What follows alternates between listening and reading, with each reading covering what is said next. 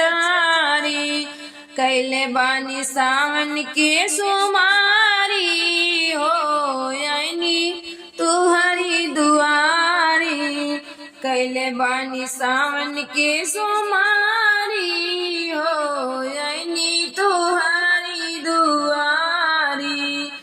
मांगतानी आचारा पसारिया बोझी हमारो लाचारी। कैले बानी सावन के सोमारी हो यानी तुहारी दुआरी। कैले बानी सावन के सोमारी हो यानी तुहारी दुआरी। कि हम तो है शिव गुरु कलिए से भूखल बानी हो। बोली न रौरा काहे हमरा से रूसल बानी हो। कि हम तो है शिव गुरु कलिए से भूखल बानी हो। बोली न रौरा काहे हमरा से रूसल बानी हो। तोहर दियनवा हरदम धारतानी हो बुझी हमारो लाचारी। तोहर दियनवा हरदम धारतानी हो बुझी हमारो लाचारी। कैले बानी सावन के सोमारी हो यानी तुहारी दुआरी। कैले बानी सावन के सोमारी हो यानी तुहारी दुआरी। मांगतानी आचारा पसारिया बोझी हमारो लाचारी। मांगतानी आचारा पसारी हो बोझी हमारो लाचारी। कैले बानी सावन के सोमारी हो यानी राउरी दुआरी। कैले बानी सावन के सोमारी हो यानी तुहारी दुआरी। कि नैना नीर झरझर हमारो बहेला भोला जी। कि शिव गुरु का बकरबा कृपा कहेला भोला जी। कि नैना नीर झरझर हमरो बहेला भोला जी। कि शिव गुरु का बकरबा कृपा कहेला भोला जी। तो से कहीं नाता के का सुनाई हो बुझी हमारो लाचारी।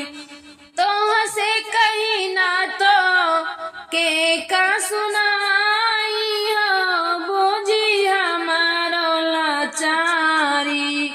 कैले बानी सावन के सोमारी हो यानी तुहारी दुआरी। कैले बानी सावन के सोमारी हो यानी तुहारी दुआरी। मांगतानी आचारा पसारी हो बोझी हमारो लाचारी।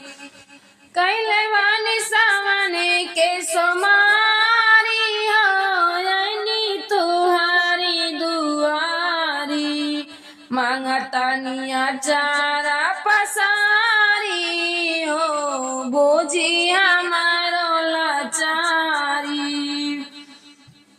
कैले बानी सावन के सोमारी हो यानी तुहारी दुआरी। कि जबले दाया तोहरो शिव गुरु पाई बना हो। तबले दुआरा से तोहरा हम जाई बना हो। कि जबले दाया तोहरो शिव गुरु पाई बना हो। तबले दुआरा से तोहरे हम जाई बना हो। खोलिया अपने दया के केवा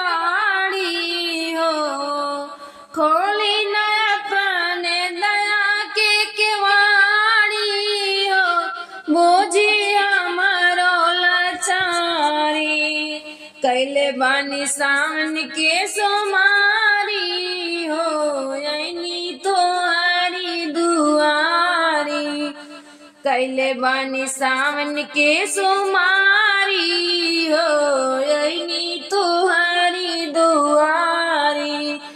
मांगतानी आचारा पसारी हो बूझी हमारो लाचारी। मांगतानी आचारा पसारी हो बूझी हमारो लाचारी। कैले बानी सावन के सोमारी हो यनी तुहारी दुआरी। कैले बानी सावन के सोमारी हो